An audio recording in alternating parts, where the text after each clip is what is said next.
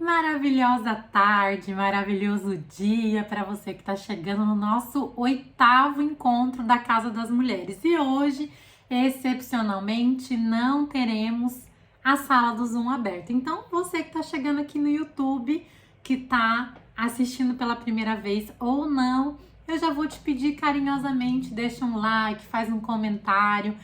Diga para mim se você já sabia dessa história, se você achou interessante ou não. E por que não compartilhe com alguém, chame alguém, convide alguém para vir para a Casa das Mulheres. E Débora, o que é a Casa das Mulheres? Bom, deixa eu me apresentar, eu sou Débora Brito. Eu abri a Casa das Mulheres 2024 com o intuito exclusivo de curar mulheres. Como que a gente faz isso por aqui?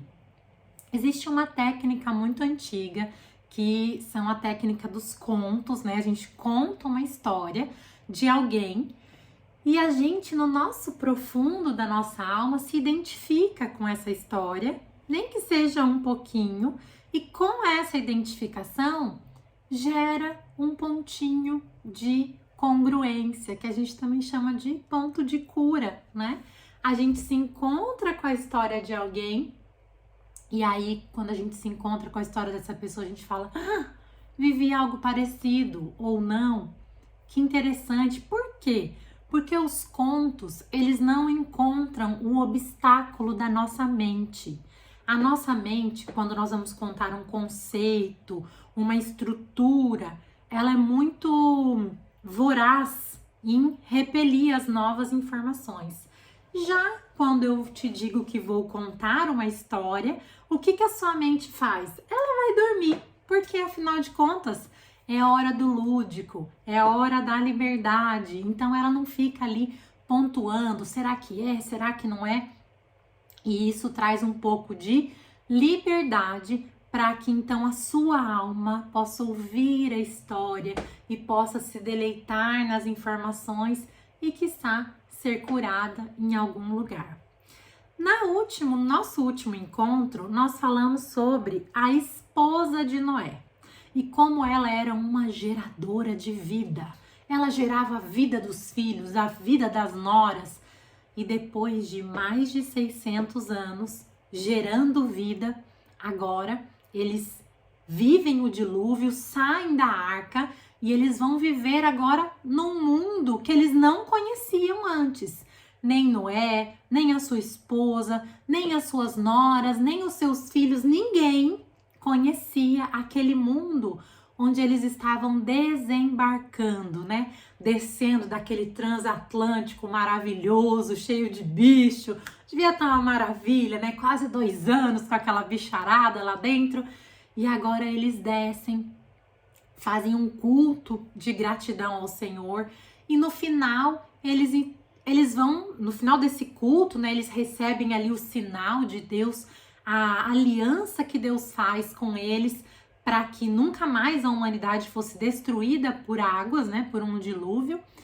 E essa promessa, né, é o arco da aliança, é o arco-íris que Deus colocou no céu, que nós vemos sempre nos finais, né, de uma chuva, de uma tempestade, para que a gente se lembre dessa promessa que Deus fez para nós, de que Ele não destruiria novamente a humanidade através das águas. Muito bem, então chegamos nas noras de Noé. Hoje nós vamos falar de 3 mulheres extraordinárias. Mulheres que agora estão carregando o DNA da humanidade.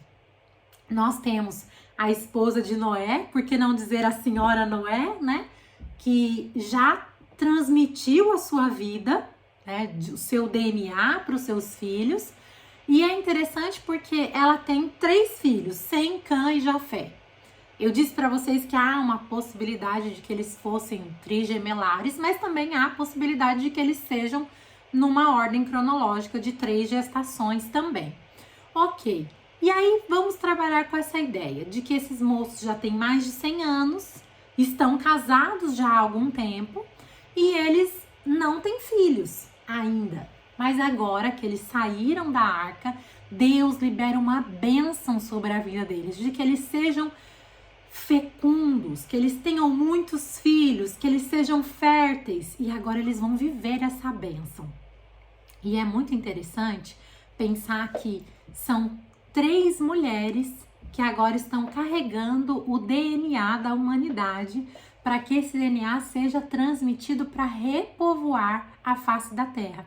Lembra que eu falei com vocês que eles embarcaram numa viagem, existia um mundo, existia uma atmosfera, a casa da mamãe, a casa do fulano, não sei o quê. Só que quando eles desembarcam dessa viagem, quase 2 anos depois, ou um pouco mais de 2 anos depois, não tem mais nada. Tudo absolutamente que eles enxergam é nada. E eles vão fazer o quê? Construir. Construir a partir do nada. Porque eles sequer sabiam onde eles aportaram. Né? Eles sabiam aonde eles entraram na arca e Deus fechou a porta. Mas ali no Monte Ararat, onde a arca parou e a água baixou e tal, eles não tinham a menor noção de onde eles estavam. Então, o que eles vão fazer? Eles vão seguir os ofícios que eles tinham. Por exemplo, Noé era agricultor. E aí ele vai fazer o quê? Ele vai plantar uvas, ele vai plantar coisas. E a Bíblia fala que ele plantou uvas, colheu, fez vinho, e quando ele tá lá, né, bebendo, desfrutando desse vinho, ele se embebeda, né? E é curioso porque aqui nós vamos ver coisas importantes sobre essas mulheres, né? Como que essas mulheres, as mulheres de quem, Débora? Sem, Cã e Jafé, os 3 filhos de Noé. Então são 3 noras de Noé. Elas têm nome? Na Bíblia elas não têm nome, mas a gente sabe, né, que existem livros e mais livros históricos, livros apócrifos que acabam nos contando o nome delas, né? São nomes difíceis, eu vou até aqui olhar na minha cola. A mulher de Sem, por exemplo, se chamava Sedi Kebat Delas. Isso aí, mais ou menos. A mulher de Cã se chamava, Nau Tamauki. É bem difícil de ler esses nomes, misericórdia. Deixa eu até pegar meu óculos para não falar bobagem aqui. Nael Tamauk era o nome da mulher de Cã. A mulher de Jafé, Adatanes. Bem difícil, né? Repetindo, a de Sem era Sedi Ketelebas. Nossa, que nome desafiador, né? Mas é porque, gente, são algumas traduções. Não é certo que esse era o nome delas, até porque a gente sabe que são traduções e aportuguesamentos e etc. Então, é um nome que eu encontrei em alguma história ali judaica que traz esses nomes aí. E conta para nós, por exemplo, que a esposa de Cã é de uma origem, o nome dele significa negro, significa escuro. Ele vai ter um descendente, inclusive, que chama Cush. E Cush seria como se o pai da África, né? Porque significa literalmente preto, negro, né? Para o nosso bom português, né? Então, essas pessoas, a linhagem de Cã, que depois a gente vai saber que é Canaã, né? Então, a esposa de Cã, a Nael Tamauk, ela também era uma negra. E olha que interessante, né? Porque Deus traz ali 3 mulheres com características bem diferentes e que vão ser as mães das nações, né? Por exemplo, a mulher de Sem vai ser a mãe das nações semitas. Então, essa mulher tem lá os seus traços semitas, né? A mulher de Jafé vai ter aquele traço mais europeu, né? E nós vamos ver então a representação de todo esse DNA da humanidade em 3 mulheres.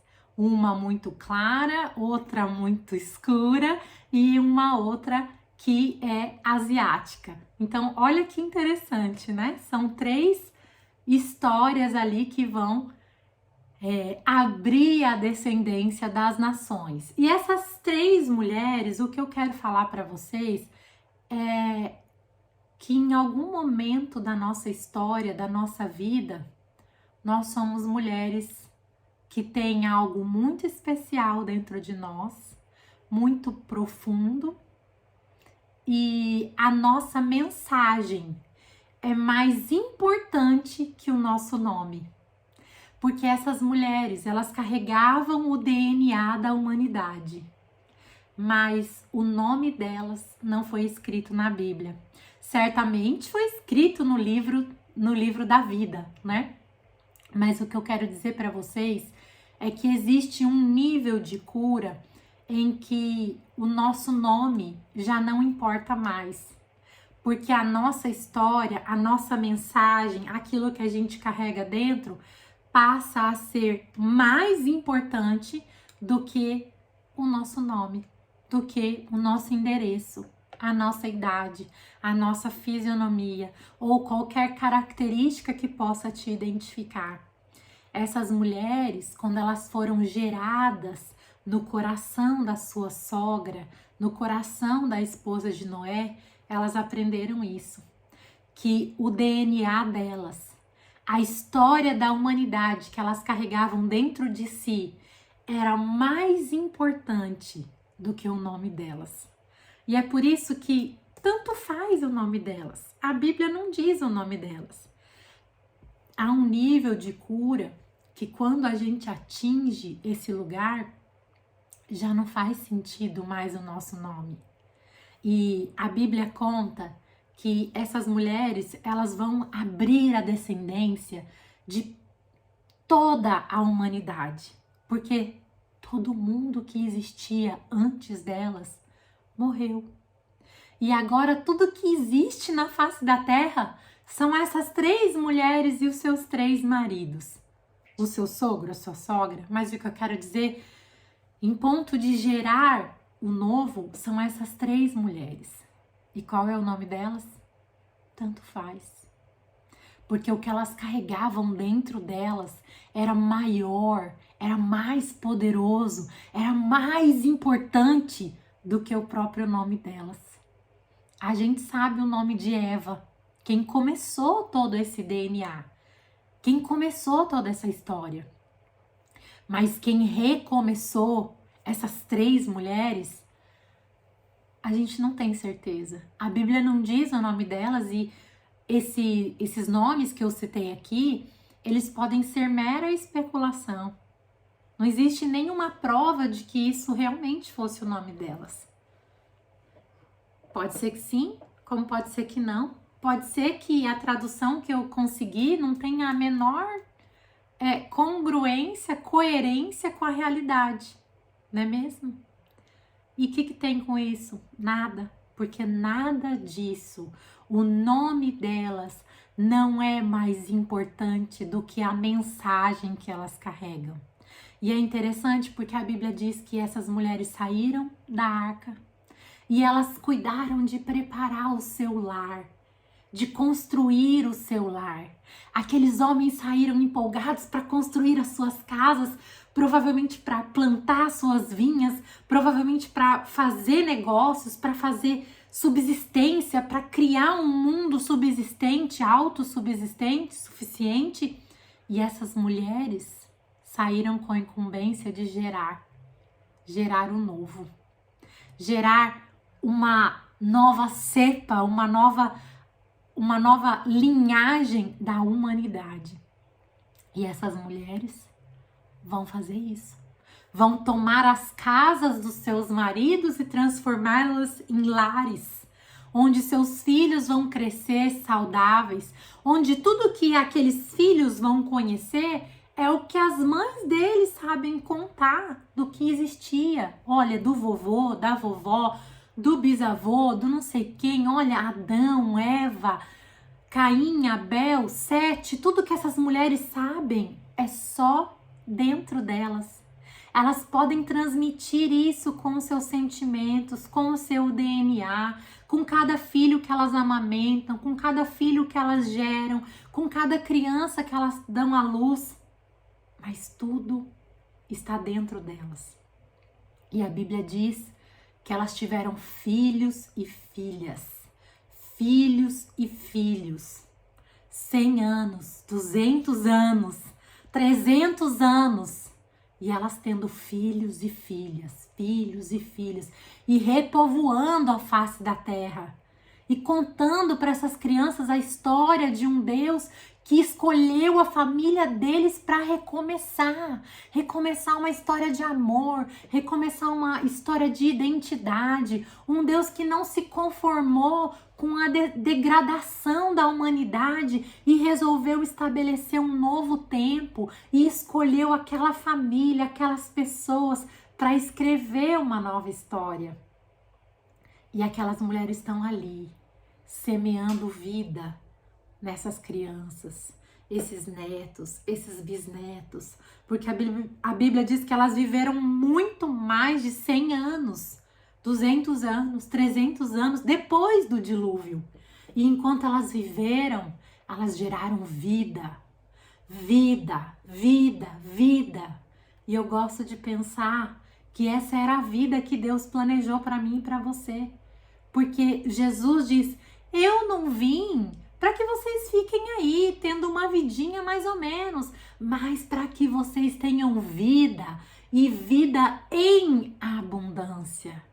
Para que vocês vivam e transbordem e seja manifesto em vocês como é no céu, um transbordo, algo extraordinário, sem escassez, mas com abundância de tudo, onde não há ausência nem falta de nada, porque a Bíblia diz que o perfeito amor, que é Jesus, que é o Cristo, que é Deus na nossa vida, ele lança fora todo medo. E essas crianças estão sendo geradas nesse intuito de vida, de amor, de novidade, porque o novo tem uma característica espiritual. E aqui eu quero abrir um parêntese para a característica do espiritual guardada no novo. Quantas pessoas você conhece que vivem em depressão? Eu não quero desprestigiar a depressão química e outras tantas coisas que as pessoas vivem. A gente precisa muito de ajuda, a humanidade precisa muito de ajuda nessa área. Mas eu quero que vocês olhem para uma pessoa triste, deprimida e veja o quanto falta de novidade na vida dela. Quantas pessoas são salvas da depressão porque aprendem a olhar para o novo, porque o novo tem uma característica espiritual. A Bíblia diz que Deus faz novas todas as coisas todos os dias. Por isso, o novo tem uma característica espiritual. E essas mulheres estavam descobrindo isso na prática. Essas mulheres estavam descobrindo que não adiantava olhar para a história, não adiantava olhar para as pessoas que morreram no dilúvio, porque existia muita vida para elas viverem, para elas entregarem. E elas vão gerando, vão fazendo o novo acontecer. E essas mulheres não têm tempo de sofrer, não têm tempo de olhar para trás e fazer o luto e elaborar isso e aquilo. Elas vão fazendo acontecer. E elas vão fazendo acontecer numa intensidade de que a mensagem delas é muito mais importante do que o próprio nome delas. E é por isso que para elas tanto faz. Não é importante o nome delas.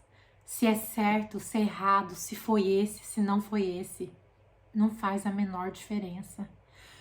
Por que, Débora? Porque o que faz a diferença é a mensagem que você carrega.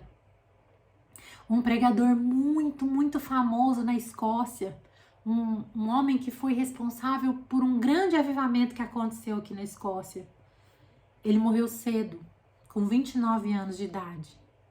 E no leito de morte dele, ele disse uma frase que o tornou muito célebre. E ele disse assim: Deus me deu uma mensagem e um cavalo. E eu matei o cavalo. Agora já não posso levar a mensagem. E o que ele queria dizer com isso, Débora? Ele queria dizer que Deus colocou no coração dele uma mensagem sensacional da salvação da humanidade, da reconexão com Deus, de que o homem precisava se religar a Deus para que a vida dele fluísse em todas as áreas da sua vida, para que o medo fosse lançado fora e assim ele tivesse êxito na sua vida, na sua jornada. Mas ele não cuidou do seu corpo. E com 29 anos, ele estava à beira da morte. Por quê? Porque ele não cuidou do seu corpo. E era isso que ele queria dizer. Deus me deu uma mensagem. Colocou uma mensagem aqui dentro de mim. E me deu um cavalo. Que ele estava querendo dizer que era ele mesmo. Mas ele não cuidou do cavalo e agora o que estava acontecendo com ele já não podia mais levar a mensagem. Essas mulheres cuidaram de levar a mensagem. Cuidaram dos seus cavalos. Essas mulheres, elas cuidaram dos seus cavalos a ponto de viver anos e anos e anos com saúde, com vida, com algo para fluir. Um renovo, algo novo a cada dia. Essas mulheres tiveram uma oportunidade sensacional e elas aproveitaram. E você? O que você está fazendo com o seu cavalo? O que você está fazendo com a sua mensagem? Ah, Débora, eu não consigo falar nada com ninguém, sou tão tímida. Tem gente que fala do amor de Deus lavando uma louça. Tem gente que fala do amor de Deus lavando um banheiro, cuidando de uma flor, dando um bom dia. Há muitas formas de você entregar a mensagem do amor. É você que tem que escolher o que vai fazer com a mensagem que Deus colocou em você, o que vai fazer com o cavalo que vai levar a mensagem. Essas 3 mulheres, elas escolheram cuidar da mensagem e cuidar dos cavalos. Elas tiveram anos e anos de vida. E em todos os anos, elas cumpriram a palavra que Deus diz: sede fecundos, enchei a terra, prosperem, façam o que for para fazer. Elas fizeram. E a gente pode pensar que é um fracasso o nome delas não ter entrado na história.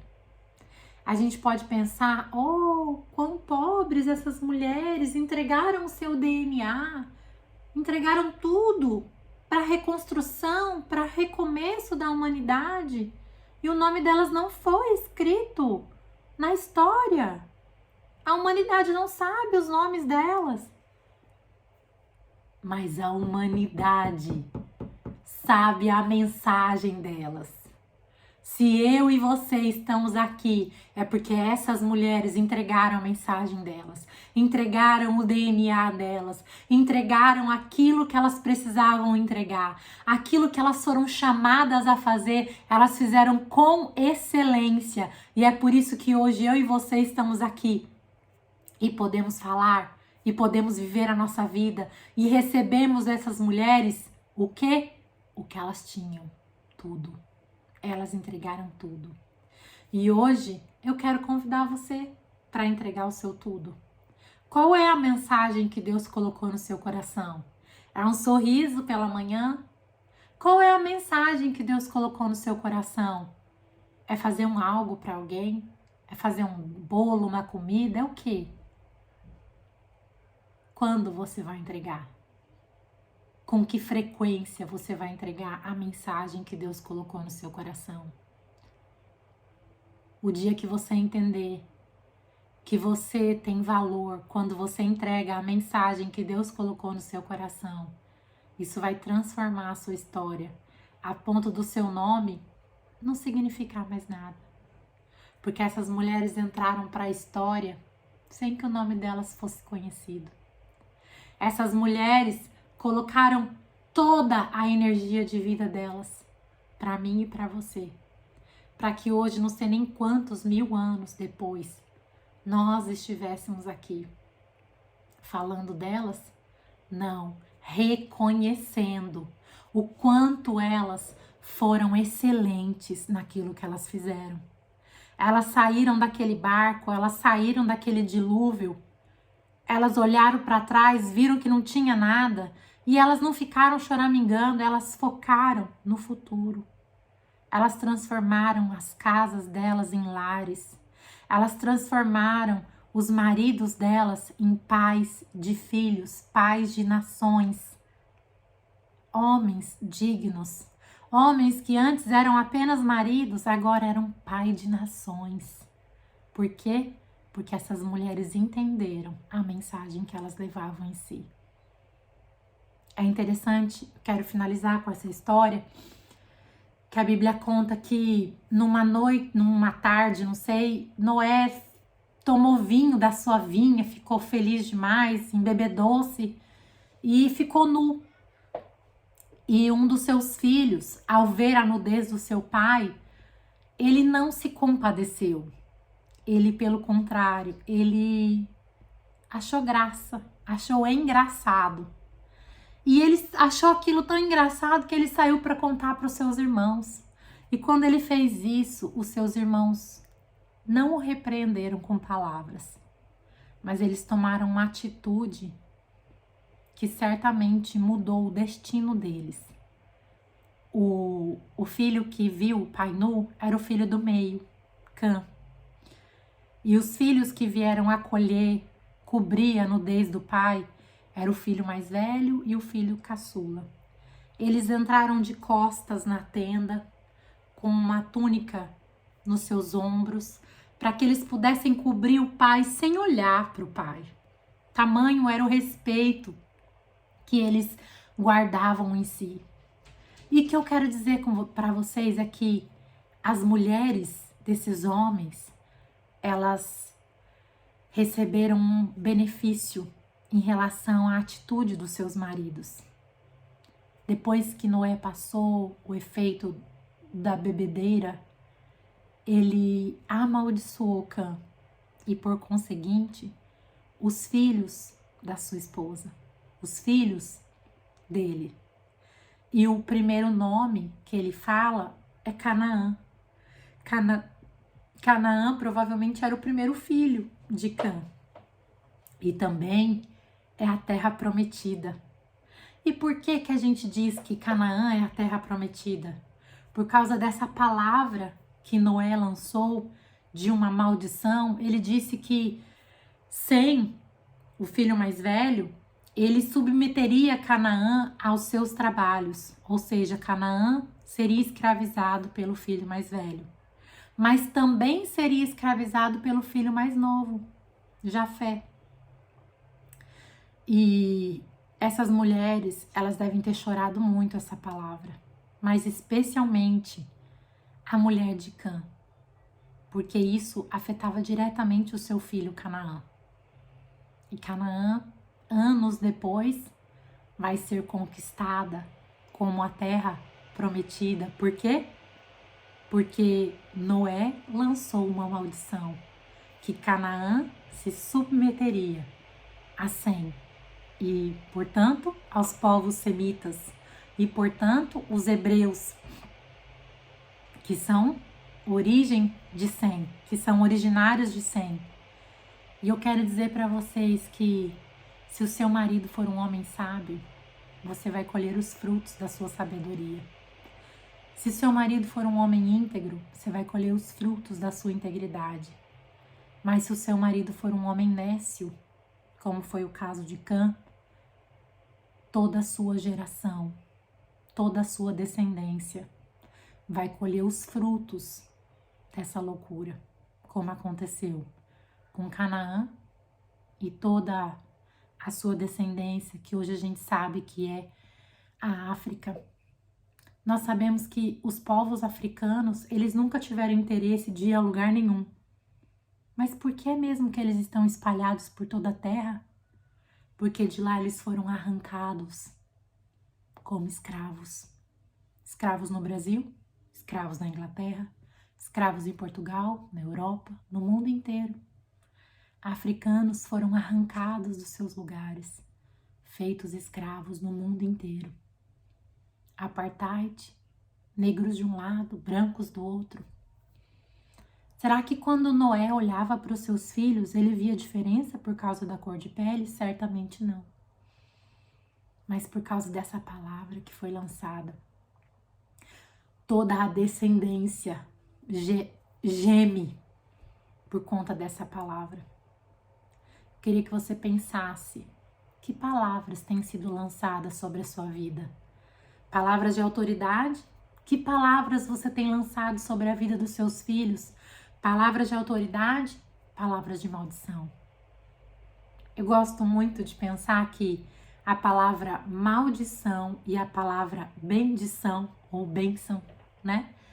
Bênção significa o bem em ação, contínuo, imparável. E a maldição é o mal em ação. Quando você diz uma palavra maldita, quando você profere uma palavra dita de qualquer jeito, maldita, isso se transforma em uma maldição. Ou seja, um dizer ruim que é contínuo, contínuo, contínuo. Por isso é importante termos um guarda à porta da nossa boca. Davi, em um dos salmos, ele diz: Senhor, coloca um guarda na minha boca. Por que ele fala isso? Porque é difícil cuidar da sua boca. É difícil controlar suas palavras. Será que depois que a raiva de Noé passou, ele gostaria mesmo de ter amaldiçoado Cã e Canaã? Talvez não. Talvez se ele tivesse visto o que aconteceu com todas as gerações de Canaã até hoje, certamente ele se arrependeria da palavra que ele disse, a palavra maldita.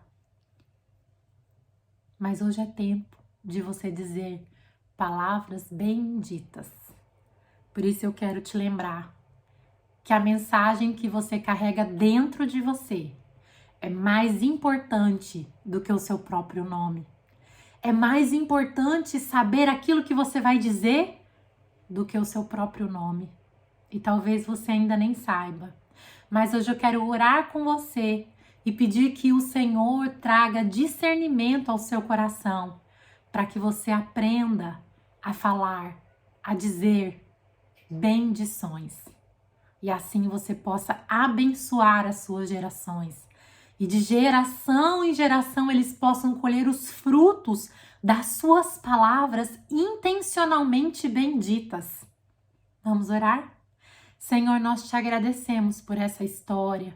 Mais uma história da tua palavra, mais uma história da humanidade, mais uma história em que nós vemos o seu relacionamento com a humanidade. Mas hoje nós queremos reivindicar o discernimento que vem do céu, o discernimento que só o Senhor pode dar, para que possamos ter em nossas bocas palavras benditas. E para que palavras benditas saiam da nossa boca para os nossos filhos, netos, bisnetos, e nós tenhamos sempre o coração aberto e regozijoso para dizer coisas boas e para declarar palavras benditas sobre a vida e a geração dos nossos filhos e de nossos netos e de todas as pessoas ao nosso redor. Nós te agradecemos porque o Senhor sempre traz clareza. Em nome de Jesus. Amém. É isso. Encerramos o nosso 8º encontro e hoje foi sem sala do Zoom. Então, eu quero que você deixe seu comentário aqui, se você está acompanhando, se você está gostando. Esses dias eu tive conversando com várias mulheres que estão acompanhando só pelo YouTube. Então, por favor, lembre de comentar, de mandar para alguém. E se fez sentido para você, que bom que você está aqui. Continue comigo e quem sabe que nós vamos até o final dessas mulheres do livro de Gênesis, ok? Um beijo no seu coração e até o nosso próximo encontro.